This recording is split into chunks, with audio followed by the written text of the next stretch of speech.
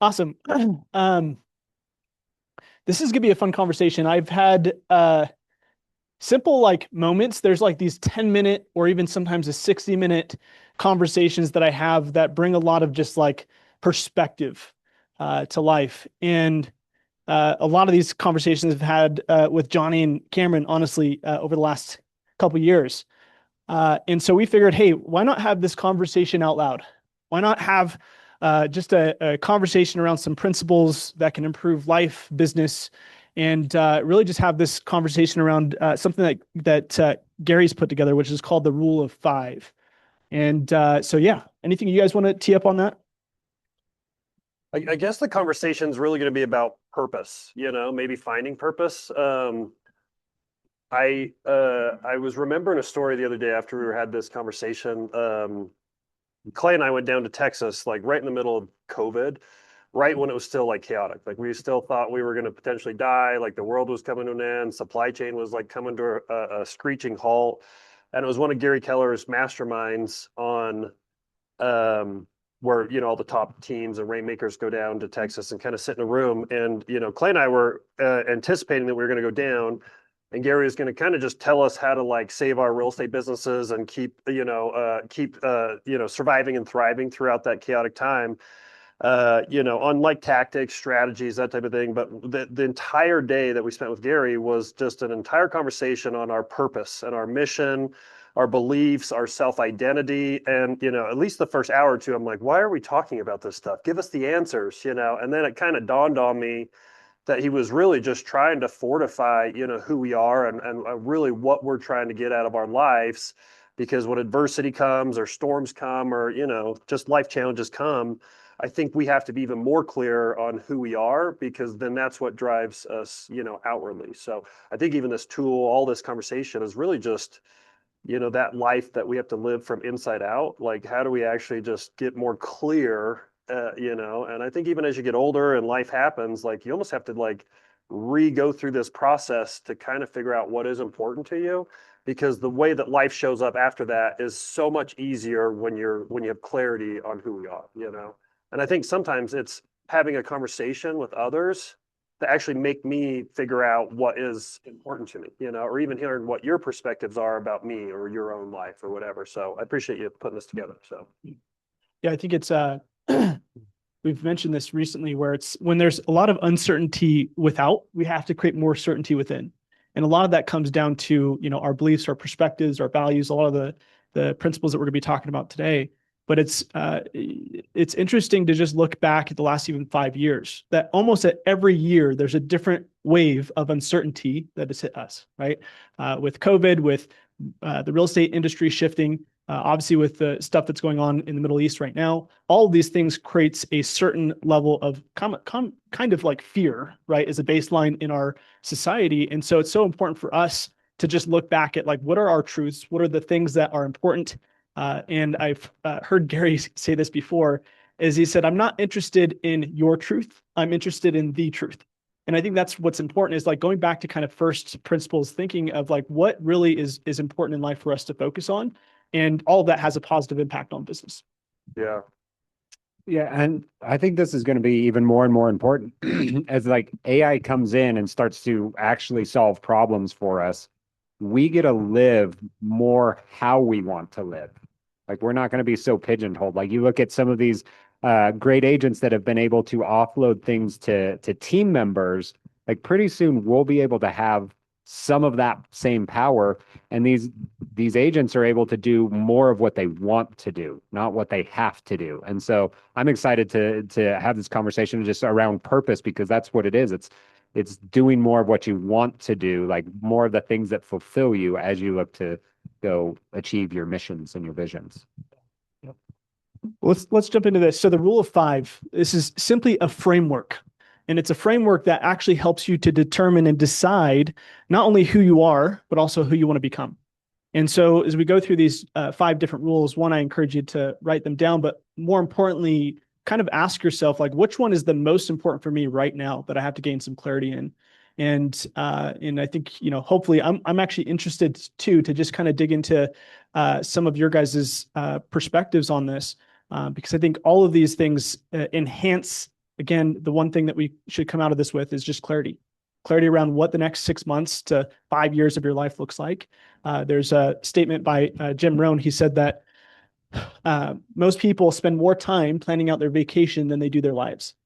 And if nothing more, hopefully this kind of sparks an idea of like, I need to actually spend some thinking time going through these different areas, whether it be a 30-minute session of just, meditating on these things, or setting down some really purposeful time to write these things out and saying, what is my mission? What are my values? What are the beliefs I want to have? What are the perspectives that are going to be guiding forces?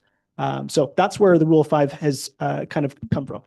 Yeah, Jason Abrams said something just even the other day. He was just in Utah, but one of the things he said a couple times, I've heard him speak the last couple months, was like, what percentage of the population are kind of just getting what they get in life, and then what percent are actually like living a purposely driven life. And I would probably bet the majority of people on the planet are getting what they get. Just like they're kind of just rolling through life. They end up being extremely reactive to just the winds that blow throughout life. Whereas like it's the people that have probably done the work and actually boiled, what their goals are or dreams or whatever, and actually live a more purpose-driven life. And I think if anything, Keller Williams for me, if I take one thing like with immense gratitude, is like the systems, this type of stuff that actually have taught me to live, a more purposeful life. So I guess that one of the first questions I wanted to ask you guys to get your opinion, like, let's just even put someone that has no purpose, they haven't done any work, they just are living a life, reactively. And then what does a life look like that it's extremely driven by purpose? Let's start with just a non-purposeful life. Like, what does a life look like to you guys that is driven or living with very little to zero purpose? What does that life look like? I even think back to like when I got into real estate as kind of this example. So I did door-to-door sales because one of my friends convinced me to. Like I didn't have the purpose. I didn't want to do that. There was nothing around that. And so I just fell into that. And then my wife was like, I hate this. And we go out all summer. I don't see you. And then all winter, you're going to do nothing. Go get a job. And so I was only just applying to jobs that I thought were cool. Like I had no purpose around anything that I was doing besides, oh, this sounds cool. And then that's how we actually met. And I was like, well, I made 40 grand selling security systems. I want to make 40 grand here. And you said, okay. And like, there was no purpose. There was no direction. There was nothing that I was doing that was that. And then fast forward to years later, like when I decided to become a coach, is I had actually defined my mission. And I realized like, I wasn't progressing towards my mission and what I wanted to accomplish. And so I needed to take steps in my life to be more of that. And that caused me to become a coach. Mm. And so like I've lived both sides of it for sure. Mm. Where are you, Shadi? Life without purpose. What does that look like to you? I think for me, it's just simply not being happy, like not having a sense of fulfillment, because I don't think it's tied to necessarily a dollar figure of like earnings and business or anything like that. But if you feel like there's not an alignment with your purpose, like your highest potential, then you feel that friction. So there's a lot of people who go through life either, maybe feeling that they're not meeting up to their potential, and that's where that lack of purpose comes from. I also feel like it comes down to how we just show up on the day to day. So it's like your actions show a lot of like how strong your purpose is. If it's hard to get out of bed in the morning, there's maybe something that's not a driving force that's actually motivating you, or a mission that's bigger than sleep, right? Yeah. Or some of those things that we commonly have to fight against. But when you have clarity on purpose, your mission, like there's really nothing that can stand in your way. So you have a lot of energy that comes from it. Yeah, I would also put a lot of negative emotion. I feel like, the lack of purpose, I think, breeds depression. I think it breeds loneliness. I think it breeds sadness. I think it breeds anxiety. I think it, even me, if I've wavered more purposeful and then away from purpose at different times, like even one of the things I notice when I'm less purposeful, I feel like I'm living the Groundhog Day. Like I feel like I'm living a very robotic life, that I'm just waking up, doing some things, going to bed, starting over. It's like, it's not as, I guess the word would be joy, like not necessarily happiness, because you're always going to have different emotions, but like I feel like joy comes into a more purposeful life. I think the accomplishment, like you are just a set of decisions and execution away from those decisions on having whatever you want in life. Like I really do feel like life's so abundant. I think purpose gives you the direction to go get that. I think selfishness, I think greed. Oh, you can't hear? Attention. Turn it up just a little bit. Come closer. Right here. Yeah. So I think, a lot of the positive things in life, the best things in life require work, So I think this process hopefully is just like some of the pieces to put a little bit more purpose in life following this rule of five. So, yeah. Is that better? Checkity check.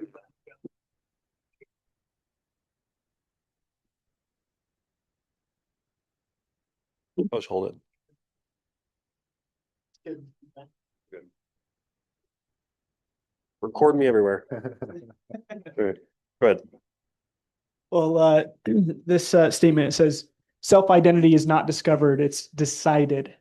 So we're going to go through these five: the mission, values, beliefs, principles, and standards. And let's just kind of kick it off with mission.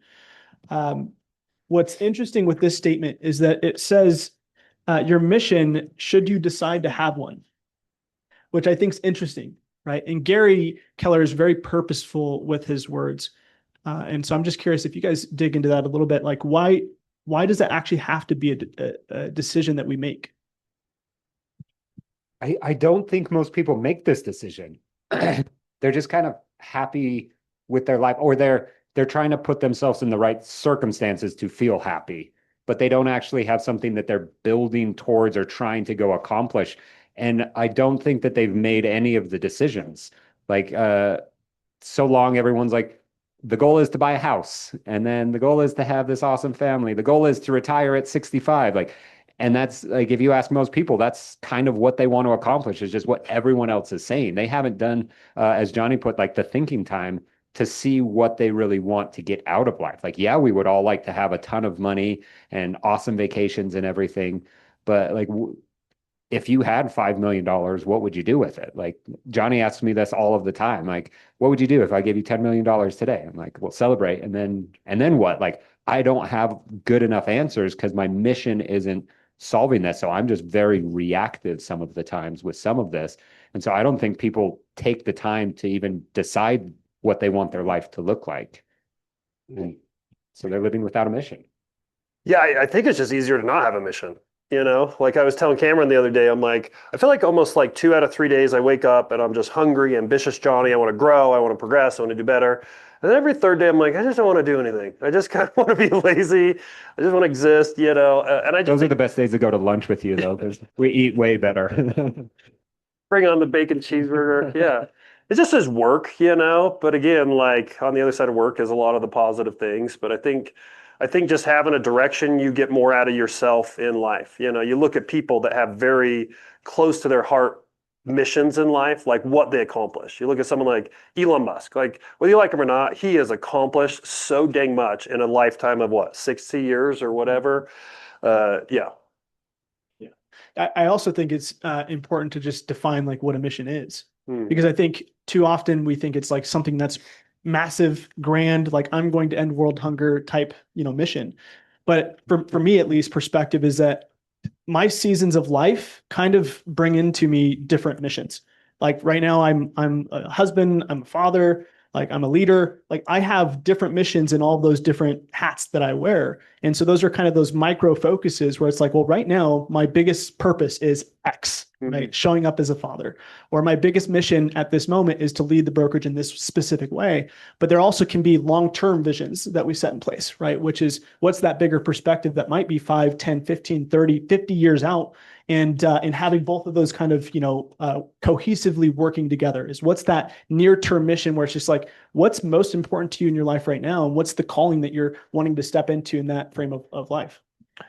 Yeah, and I think it's just asking, like, there's several classes that I think we've teach at Keller Williams that talk about writing a mission statement and stuff, but I think most people just get almost in a little bit of paralysis that it has to be this grand, statement that you can read from the rooftops and it'd be like, wow, that was so, impactful that you read that.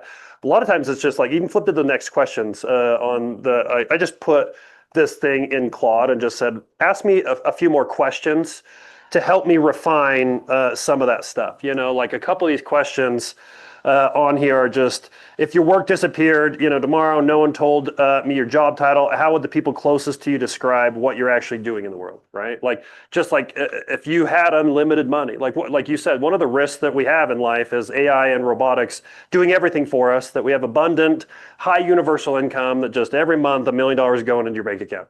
As long as robots don't kill us, clearly. But like, if we actually ever got to that, loss of purpose is one of the potential giant looming humanity challenges that we have, right? So again, if your work didn't exist, your career, your title, your income, whatever didn't exist, like, what is your purpose, Or another one right there is, what problem or reality bothers you so deeply that you feel almost obligated to do something about it? Like, thank you, Susie and Becca, for the Red Day charity project. Like, I would feel so sick if my own kids ever went hungry. Like, the fact that we have hungry kids in this county, in this state, in this country, in this world is so stupid. Like $1,500, sorry, we suck. We're going to do better, ladies. But kids should not go hungry. Like, it should be like that. Just bugs me so much that I should feel an obligation to go out and try to change that, right? These other questions, 10 years from now, what would need to be true about your life for you to say it was genuinely worth it? Not successful, but meaningful. Who are you ultimately doing this for? What does life look like for them because you showed up? If fear and money were completely removed from the equation, what would you still choose to spend your days doing? And I actually just went through and redid this morning. I've been wanting to do this, so thank you for making me prep. And like, I always had a mission statement wrote, but I was just trying to answer some of these questions.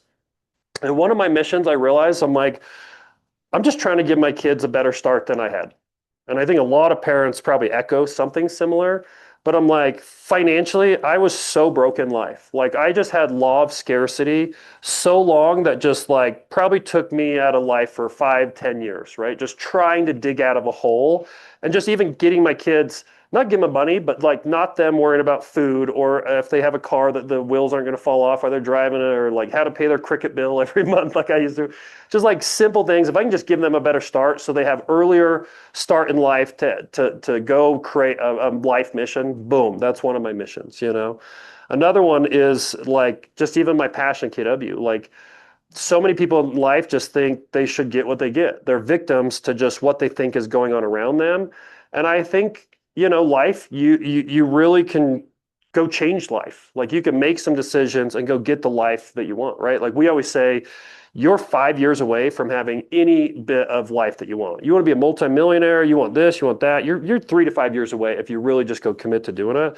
So I think one of the missions for me I wrote down is just show and teach people the life they want is in their control.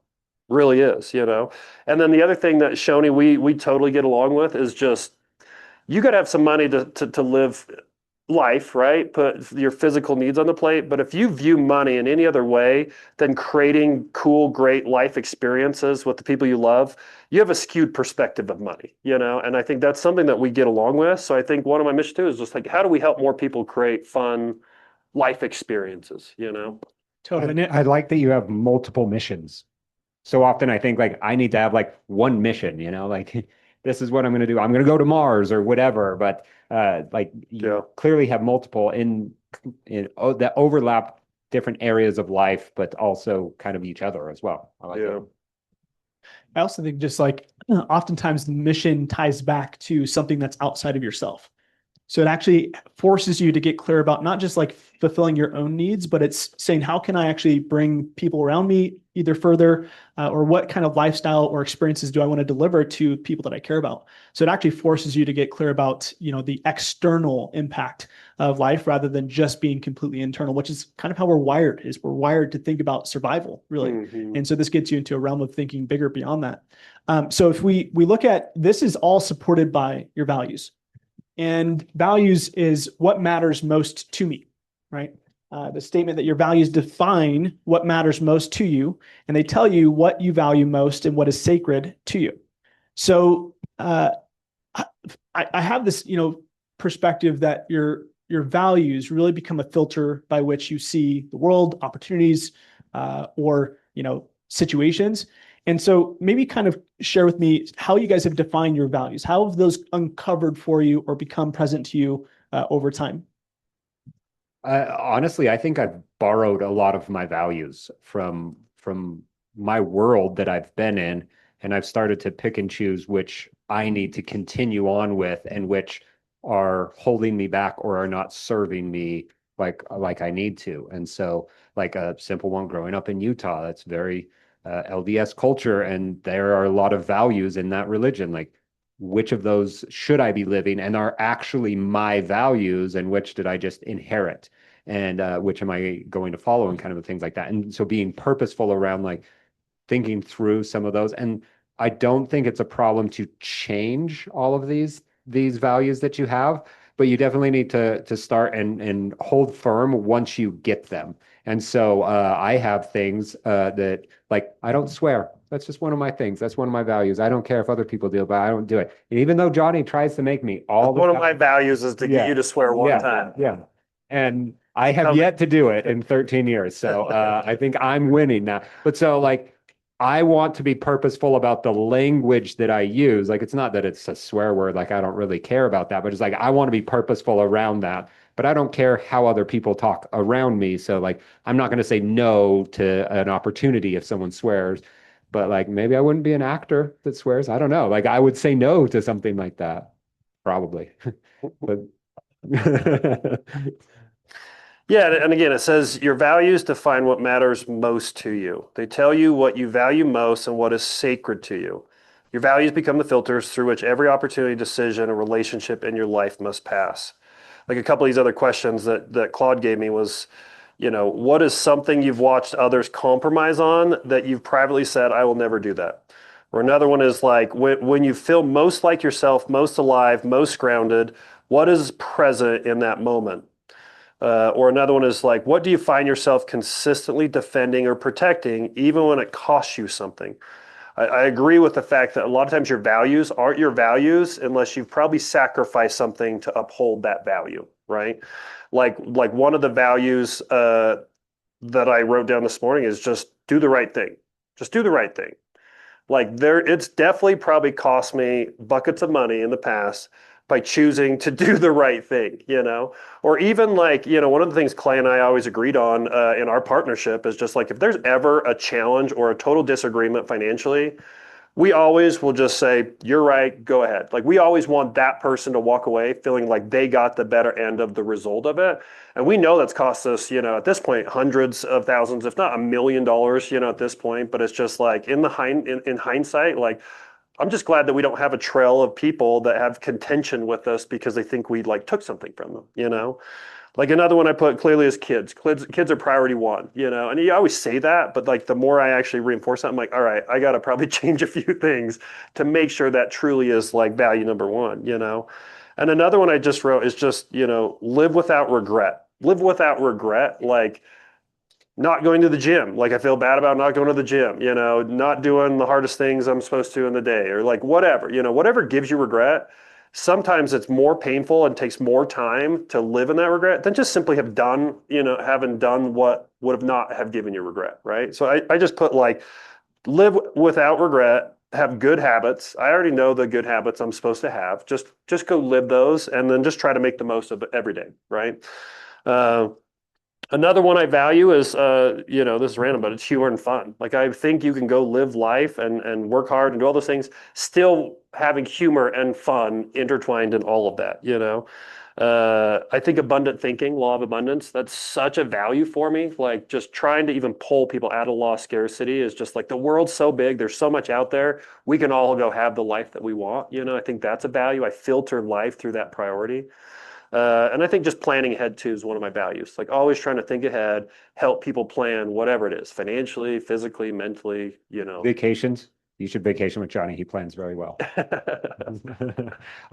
One of the things that I also wanted to mention, Ray Dalio has this book called Principles. It's a great one, but one of them is he has this 5-step process. I won't go into all of it, but you should have clear goals. And then the second one is identify and don't tolerate the problems that stand in your way of achieving those goals. And I think that's kind of where these values come in, is you don't tolerate things that aren't part of your values. And that's how you know it's actually a value. Like if you asked me to miss all of my kids' soccer games often, like that would be a big deal for me. Not because the soccer game, but I want to be present for them. And so whatever my goals are, it all like that might get in the way, but that's a non-negotiable. Like I am always going to tolerate and be okay with that. But then there's other things that I think like, why am I tolerating that? Let's get rid of that completely. Yeah. Yeah. I see it almost as like, I know we have a lot of real estate investors in here, and most of you have kind of an investment thesis. You have a criteria and you say, this is my buy box. Anything that checks all of these boxes, I will say yes to. And if it's missing one of these, I'll say no to it. Right. And I think it's the same when it comes to our values, is what they actually help us to do is know what to say no to. And I think too many entrepreneurs will say yes to kind of everything. And that's where usually we don't have a clarity on what our values are. And so everything looks like an opportunity. Whereas in investing, you want to get very clear because you get presented with a lot of different investment opportunities, but they may not fit your actual goals, right? And so having clarity around your values helps to become a deciding mechanism for future opportunities. With that too, you have your beliefs, right? And this is where I think it's so interesting, because I believe that most people's beliefs are not their own. They're beliefs that have been absorbed through conditioning, through, where they grew up, their school that they went to, the shows you might choose to watch on Netflix, the music you listen to. All these different things are consistently kind of planting the seed of different beliefs. And so we have to actually inspect and ask ourselves, is this something that I want to truly believe? Or is it serving me? Is it helping me to get closer to my mission and where I want to go? Or do I need to up level the belief system? So maybe just share with me where you guys feel like beliefs have come from, and what are some of those beliefs that actually hold people back that they subscribe to? And while you're chewing on that, I'll throw out a few actually. So I know I didn't pre-throw that question to you guys. So for example, a few different beliefs. Finish this sentence for me. Money is the root of all. Interesting. Right? Most people know that some people have said that money is the root of all evil. And that could be a belief that you subscribe to, right? I've heard Gary Keller say money is good for the good that it can do, right? That somebody who is a good person and comes into more money chooses to do more good with that. So that's the belief that I have, right? There's another belief that some people have had is that wealthy people are greedy, right? You've heard something to that extent. Not the people that I've seen. The people that I've seen that are wealthy are truly giving. They're inspiring to help other people. They're thinking about people outside of themselves. And so we have to just audit these beliefs and say, okay, what belief systems have been said, or have I taken from maybe my childhood or from my parents' belief systems, the school that I went to, all those different things. So any beliefs that you guys see commonly that are patterns that hold people back? Yeah, it's weird because every time I try to like dig deep, into like what are my beliefs, I do think I have adopted some. I think I have had to recognize which ones could be negative, but like even like KW's belief system, the Y4C2Ts, like so many times when I think about a belief, it comes back to like most likely fitting even in with a lot of those. Like, and if you don't have those memorized, like you should, but like win-win is the first one. Like win-win or no deal. That is such a belief for me at this point of life. Like if both people are not winning, you shouldn't do the deal. Like if you got a win and a lose, like why would you do the deal, right? Like that is such an internalized principle for me. Integrity, clearly, but even some of the C's, like customers, right? Customers always come first. We have a giant battle right now in the entire country on this private public listing thing. We have entire organizations that their motto is trying to tell sellers that not putting it on the public market and exposing it to the max amount of buyers is the best thing for them. Like like if they're transparent and the seller makes a decision, okay, I can understand that, but that's probably going to be a very rare circumstance. Most likely, always is going public is going to be the best thing for a seller to expose that right out there, right? And so like customers come first, like that is a belief, and that'll be true and true like for me and the company. But even like teamwork, together everyone achieves more.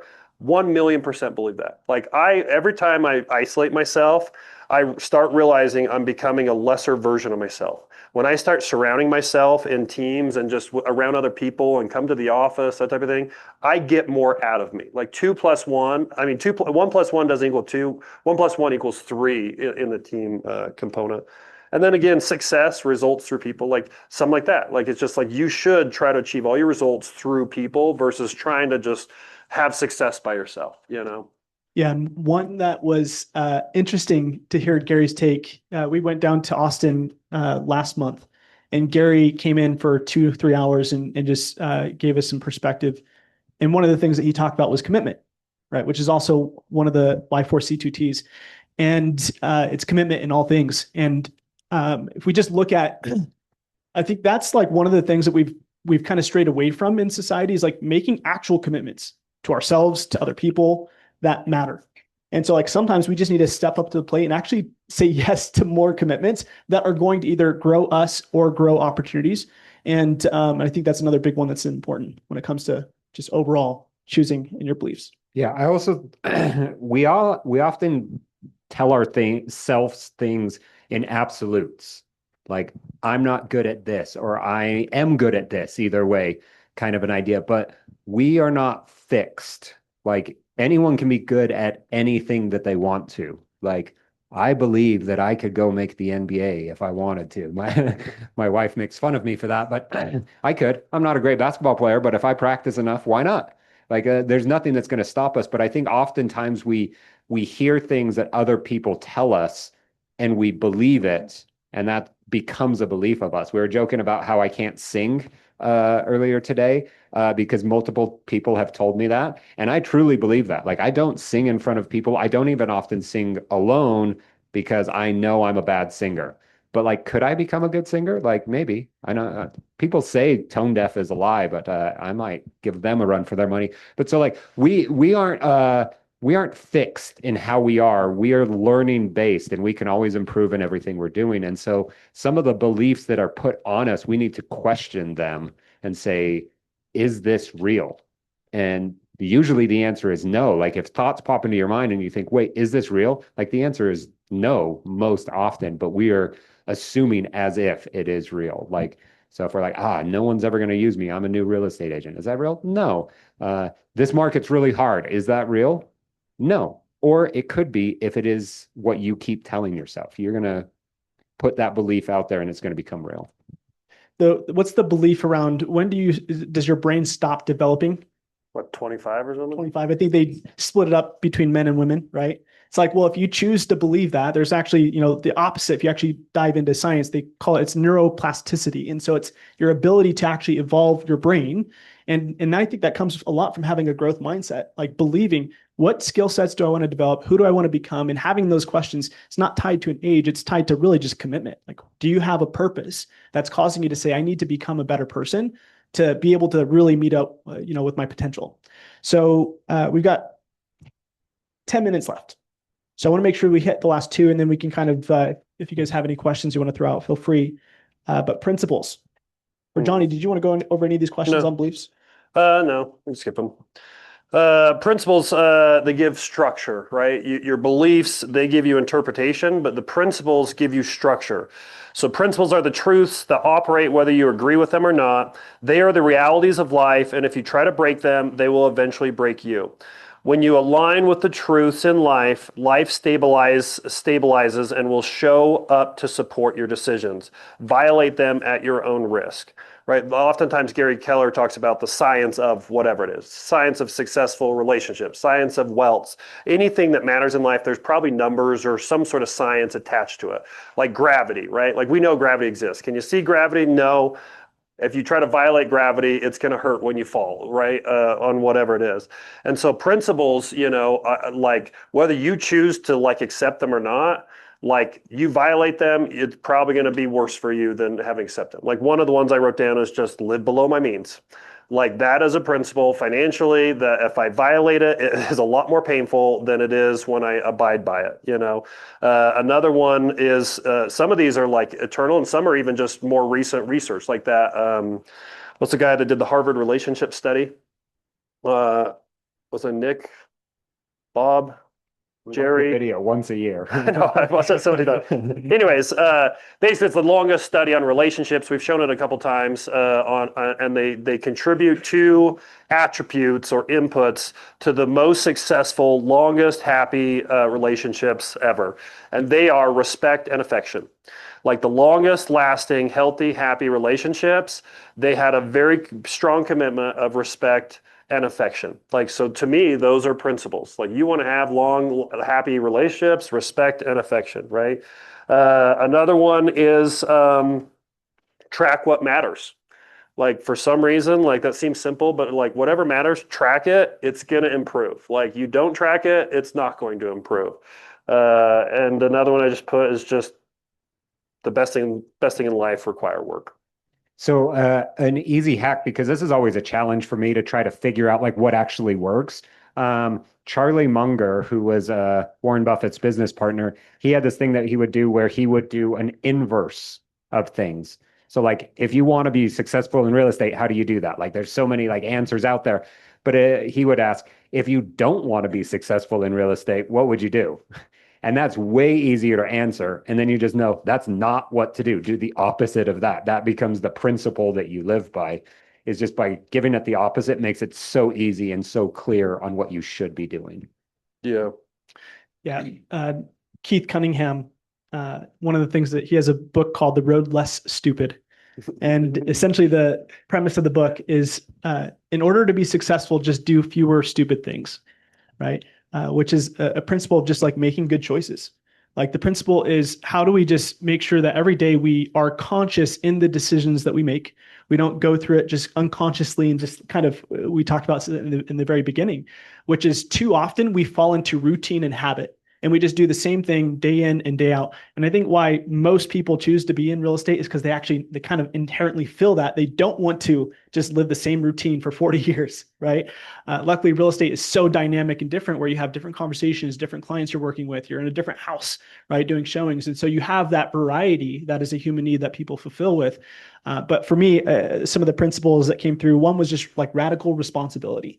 Like, how do I make sure that even if it sometimes isn't my lane, I will still do the best that I can and take responsibility of a situation if it's going to improve the whole. Another one is stewardship. And you kind of mentioned this as well, is stewardship over my time, stewardship over my money, and making sure that I am doing the best I can with my time and with the money that I have.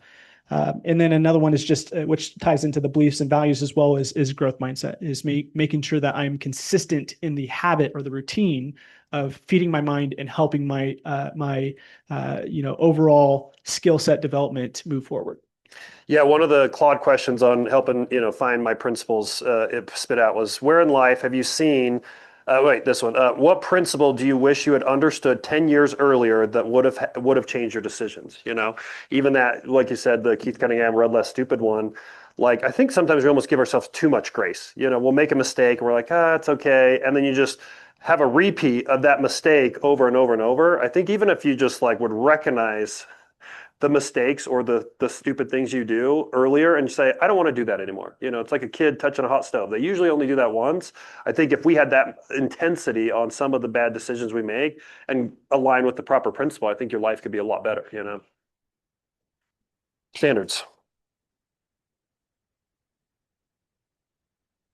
So number 5, standards. Standards are your absolute non-negotiables. They're the behaviors you refuse to compromise because they protect your values from mood, pressure, and ego. There's no such thing as a minimum standard because whatever your minimum is your standard. I think it's interesting that we tend to give other people standards all the time. Like, oh, they should be doing this thing. They should respond so fast. And a lot of it is a reflection of how we are, like if you text Shoni and you are so good at texting back, you're going to be so upset that Shoni didn't text you back fast enough. But it's your standard you're putting on Shoni because that's one of your standards, is that you're going to text back fast. Like I don't reply after 5 o'clock to most people. Like those that I do, like, congratulations, you're special. I don't even reply to Johnny. I answered Clay yesterday. I don't even know what I was thinking, but like, I want to be more present with my family. Like that's a standard I'm trying to hold myself to. And every time that I get away from that, I'm like letting someone else take over and I'm not living my own standards. Yeah, standards are your absolute non-negotiables. A lot of great coaches in my life have tried to help me replace the language of, or the wording of a goal and replace it with the word standard. Like when you think about the word goal, like I have a goal to call 10 people a day. What percent of people, if they have that goal, are actually going to accomplish it? Like 1%, right? If it's my goal, like they'll let themselves off the hook. But if my standard is to call 10 people a day, it's just a different commitment or like promise that you're going to hit that. So a lot of times, like for me, standards are just the goals that I actually want to put a little bit more emphasis to the accomplishment of them.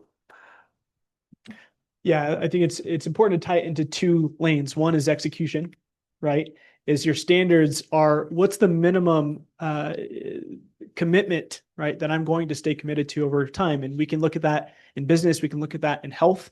There's some people who are like, hey, I've worked out, X amount of times over the last 365 days because that's a standard for them. It's something they've built into their habits and their routine. And in the other way of looking at standards too is like what you tolerate, right? It's like what people will I allow in my circle. There's individuals who I loved hanging out with in high school that unfortunately don't meet the standard today, right? And so we consistently have to look at different ways of saying, well, what are some of the standards around my diet, around my eating habits, around my exercise? What are the things that, really are going to help me in whatever category of life is important to you? We just have to really audit and define what those standards are going to be. Yeah. And Johnny, you put some questions together on this one too. Yeah, just some of those going deeper questions just to help you clarify your standards. What behaviors do you expect from yourself daily, regardless of mood, circumstances, or how motivated you feel? Where have you lowered your standard just this once, and what did that actually cost you? What does that version of you that you most respect do consistently that the current version of you sometimes skips? If the people who depend on you, professionally or personally, could only count on you for 5 things, what would you want those to be? Or what is the minimum version of your day, your effort, or your character that you still feel good about, and that is that minimum actually high enough? What were you gonna say? I don't know. You forgot. I forgot. It was probably amazing. So wrapping it up, again, these are the rule of 5. So we just went through a bunch of them. I would end with a challenge. This was super helpful for me to just write something down as I went through this. We'll send out the doc that has some blanks on it that you're welcome to do it, but I would do it in the next week. It took me like 15, 20 minutes, but your mission gives you direction. Your values give you priority. Beliefs give you interpretation. Your principles give you structure. And then your standards give you execution. But if you were to say that in one sentence, it's your self-identity becomes the sum of the 5 decisions you refuse to leave undefined. So if you have any of these that you feel are undefined, define them. One last thought for me is, so I have this document every time we do something around mission, vision, values, all of this stuff. I update this document, and I don't know where I got it, but I have this quote on it that talks about aspen trees. As they grow, they will drop their lower branches so they can grow taller. And it's just something that they do naturally. And I liken this to us. Like sometimes we set what our mission, our vision, like all of these, we'll go through all of it. But as we grow, we can drop and change these. So everything that you're writing down, it's not like you're carving this in stone and this is what's going to follow you forever. It's a right now. And you can almost like date this idea and see how you like it and see if this is actually your mission, if it calls to you and everything, if you actually are living these standards. If not, drop them and let's keep growing and changing, and they can change over time. Yeah. I'll end with this, which is the science of success. We talked about it a couple of weeks ago in team meeting, which is the simple equation of be, do, have, and then give, right? Who you decide to be impacts what you're able to do, impacts what you're able to have, impacts what you're able to give. And so focus on the be, and that heavily relies on these top 5 decisions that you make. We'll send this out in our post team meeting email. I'm going to also just want to give a shout out to those who have committed to going through Bolt. This is the 33 people in this room who have decided to go through the full 6-week Bold Business Bootcamp. So congratulations on that. We're actually going to send this little sign-up sheet around for those who want to join us next Tuesday from 9 a.m. to 2 p.m. Just be aware, we do not have a normal team meeting at 11 a.m. next week. It starts at 9 a.m. and it'll go till 2. Okay, so we're flying in Coach Dennis coming in from Louisiana, and this will be a business boot camp to set your business on fire going into the summer. So the first session is free, so you can register out that QR code. You can also sign up on that sheet. The first session next week is no cost. We'll then pick back up on May 13th, and it will be 5 additional weeks from 8:30 a.m. to 2 p.m. every week, once a week. We'll meet in this room. And we already have about 35 people registered. We'll probably end up around 50 to 55 people who will go through this business boot camp. So you want to be in this room. It's going to be impactful. So Johnny, actually one thing is I just want to get your perspective because I know you've done Bold many times. So just your last thoughts on Bold.